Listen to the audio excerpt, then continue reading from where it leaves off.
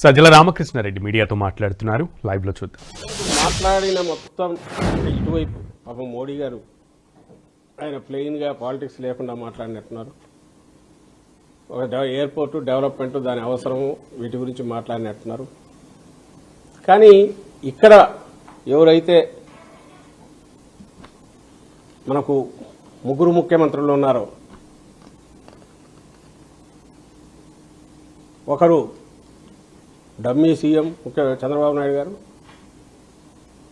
రెండు de facto CM Lokesh గారు, మూడు డిప్యూటీ సీఎం పవన్ కళ్యాణ్ గారు. ముగ్గురు మాటల్లో కూడా దొర్లింది ఒక్కటే ఏంటంటే ఎర్ర బస్సు కూడా రాదని ఎగతాళి చేసిన దగ్గరికి ఎయిర్ బస్ తెచ్చాము. సరే, నాలుగో వ్యక్తి ఇంకొకరు చేరారు. ఇప్పుడు కన్సర్న్డ్ మినిస్టర్ ఆయన రామ్మోహన్ నాయుడు, తను కూడా అదే అందుకున్నట్టున్నాడు. ఎందుకంటే స్క్రిప్ట్ ఒకటే రాయించుంటాడు కదా, నలుగురు సేమ్ దీని నుంచి వచ్చారు. అందువల్ల శ్రీనివాస వర్మన ఆయనకు రాయించినట్లే, ఆయన దాంట్లో వచ్చినట్లేదు అనుకుంటా, ఆ మాట అన్నట్లేదు. ఎర్ర బస్సు ఎయిర్ బస్ అనేది వీళ్ళ మాటల్లో వచ్చింది. సో ఆ నలుగురు ఈ ముగ్గురు కీలకమైన వాళ్ళు ఎవరైతే ఉన్నారో వీళ్ళ నోటి నుంచి ఒకటే వచ్చింది ఏంటంటే అసలు ఆ స్టేజ్ కూడా కాదు. నిజంగా ఇంటర్నేషనల్ ఎయిర్పోర్ట్ స్టార్ట్ చేసేటప్పుడు ఆ లెవెల్ ఆఫ్ ఇది ఉండాలి. మీ ప్రజెంటేషన్ కానీ పొలిటికల్ వీటికి రాకూడదు. అక్కడికి అన్నట్టున్నాడు చంద్రబాబు నాయుడు గారు. గత ప్రభుత్వం విధ్వంసం ఇలాంటిది ఏదో వాడినట్టున్నారు నాకు తెలిసి. కానీ గొడ్డలి గిడ్డలి అనలేదు, ఆ మేరకు వదిలేసినాడు. లేకుంటే తన ధోరణిలో పట్టింది అదే కాబట్టి వచ్చేవేమో, అది అనలేదు. కానీ మిగిలిన వాటిలో స్థాయి చూస్తే పొలిటికల్ దీంట్లోకి తీసుకురావాలి అనేది కనపడింది.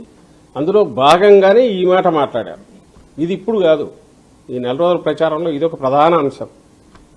ఎర్ర బస్సు రాదని చోటుకు మేము ఎయిర్ బస్ తెస్తున్నాం, ఎర్ర బస్సు రాదని మేము ఎయిర్ బస్ తెస్తున్నాం, ఒకటే ఊకదం పడుకుంటున్నాం. సో అందుకోసం అసలు ఏం జగన్మోహన్ రెడ్డి గారు ఎప్పుడు అలాంటి మాట అన్నారా అనేది, ఏ సందర్భంలో అన్నారు అనేది ఒక్కసారి ముందు నేను ఒక వీడియో ద్వారా ప్రజలకు చూపిద్దామనే ఉద్దేశంతో వీడియో కూడా ఇచ్చాను. శంకర్ అదేబియా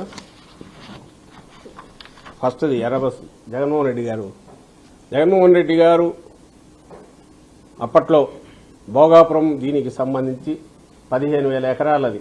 కానీ ఇదేనా చెప్తాను, 2 ఎకరాల భూమి ఉంది నీకు, 2 ఎకరాల భూమి ఉంది నీకు. పరిస్థితి ఏమిటి తల్లి? ఇప్పుడు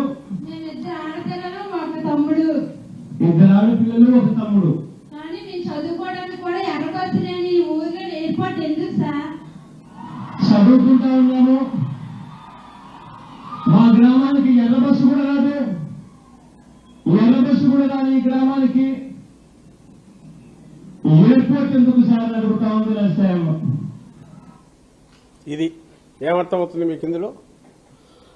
అప్పట్లో 1000 ఎకరాలు భూమి కావాలా, ఇక్కడ ఒక అంతర్జాతీయ ఎయిర్పోర్ట్ అంటే ఒక అంతర్జాతీయ నగరం.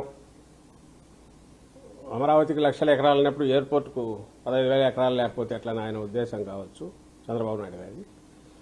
సో అని అప్పుడు అంటున్నప్పుడు దానికి సంబంధించి ప్రజల నుంచి నిరసన వస్తున్నప్పుడు అసలు దేనికోసం ఎందుకని మరీ ఇంత అడ్డగోలు దీంతో ఎట్టబోతారు ప్రపోజల్తో అని, ఆ ఉద్యమంలో భాగంగా జగన్మోహన్ రెడ్డి గారు అక్కడ వెళ్ళిన సభలో ఒక అమ్మాయి రైజ్ చేసిన పాయింట్ ఇది.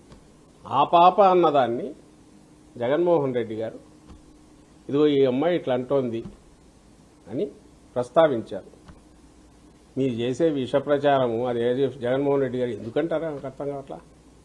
ఎర్ర బస్సు రాలేదని పోనీ నువ్వేమైనా చేసినవాడా? ఆ రోజు అక్కడ ఉన్నదానికి సంబంధించి ఎయిర్పోర్ట్కి సంబంధించి ఏమన్నా మీరు చేసినారా? లేదుగా. జరిగింది ఎవరి హయాంలో? జగన్మోహన్ రెడ్డి గారి హయాంలో. కొబ్బరికాయ కొట్టింది, గుమ్మడికాయ కట్టింది నేనే అని చంద్రబాబు నాయుడు గారు అంటున్నారు. అవును, కొబ్బరికాయ కొట్టావు ఎప్పుడు?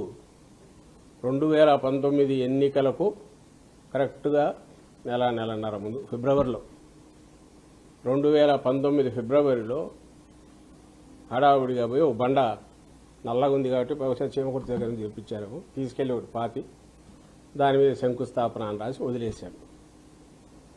ఆ తరువాత చేసిందంతా జగన్మోహన్ రెడ్డి గారు, మొత్తం పూర్తి చేసింది జగన్మోహన్ రెడ్డి గారు. దాదాపు పూర్తయిన దాన్ని ఎవరు వచ్చి దాన్ని అందుకున్నారు, ఈయన వచ్చేసి దాని ఫలాలు ఈరోజు చూస్తున్నారు. నేను అందుకే ముందే అన్నది, నువ్వు క్రెడిట్ చోరీ చేస్తున్నావా, చేసేది ఏదో మామూలుగా చేసుకున్న పర్లే కానీ పొడిచి కెలికి లేపి గీకి తన్నించుకోవడం ఎందుకు అని చంద్రబాబు నాయుడు గారిని సూటిగా ప్రశ్నిస్తున్నారు. దానివల్ల ఈ ఘర్షణలో వచ్చేది ఏం లేదు. గత ప్రభుత్వం అనాల్సిన అవసరం లేదు. అయ్యా ఎయిర్పోర్ట్ వచ్చింది బ్రహ్మాండం అని, మంచి పరిణామం ఇది, దీనికి ప్రారంభోత్సవం చేయడం నా అదృష్టం, ఇట్లాంటివి చెప్పేసి క్లోజ్ చేస్తే ఎవడు కెలుకుతాం ఏం పని. జగన్మోహన్ రెడ్డి గారు అదే పనిగా వచ్చి అట్లా అనుకునేనైతే పెద్దానికి ముందే ఏదో పద్ధతిలో చేసి ప్రారంభం రిబ్బన్ కట్ చేసేవాడు ఆ రోజే. ఎందుకంటే సుమారుగా పూర్తి చేశారు. అనుకోవాలా, ప్రాసెస్లో జరగాలి. గవర్నమెంట్లు వస్తుంటాయి పోతుంటాయి, దానికి ప్రత్యేకమైన ఇది చేయాల్సిన అవసరం లేదు. సో పోలవరం ప్రాజెక్టులో నీళ్లు వదిలేటప్పుడు కూడా నా 10 నెలల్లోనే 50 నెలల్లో జరిగిందని జగన్మోహన్ రెడ్డి గారు అనలా.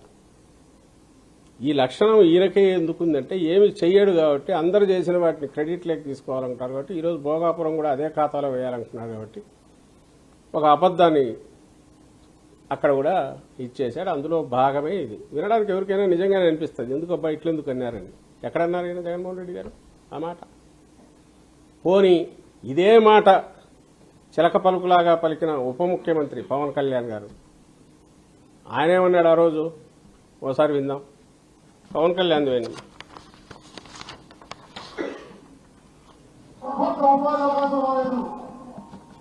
కానీ ఈ రోజు మీరు ఏదో 1-2 చెప్పుకోగలుగుతారు, ఎంత మొత్తం తిప్పి ఉంటే 5% కూడా మీరు ఉపయోగించలేదు. కానీ భూముల మటుకు ఆ కంపెనీల చేతిలో ఉండిపోయాయి.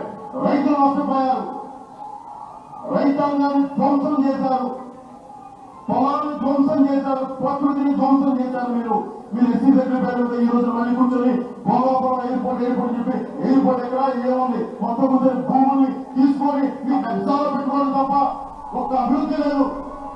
ఏం మాట్లాడతారు మీరు?